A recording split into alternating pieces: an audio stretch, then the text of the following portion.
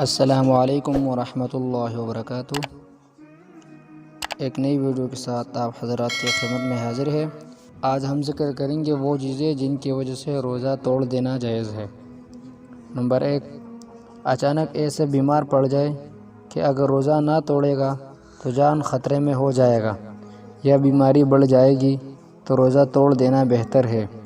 جیسے اچانک پیٹ میں درد اٹھا ہو کہ بے تاب ہو جائے، یا سانپ نے کاٹ لیا ہو، تو ایسی صورت میں دوا پی لینا اور روزہ توڑ دینا درست ہے۔ ایسی پیاس لگے کہ ہلاکت کا ڈر ہو تو بھی توڑ دینا درست ہے۔ نمبر 2، حاملہ عورت کو کوئی ایسی بات پیش آ گئی کہ جس سے اپنی جان کا یا بچے کی جان کا ڈر ہے تو روزہ توڑ دینا بہتر ہے۔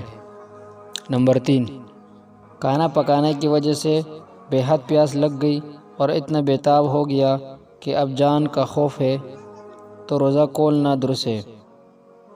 لیکن اگر خود قصداً اس نے اتنا کام کیا جس سے ایسی حالت ہو گئی تو گناہگار خود ہوگا۔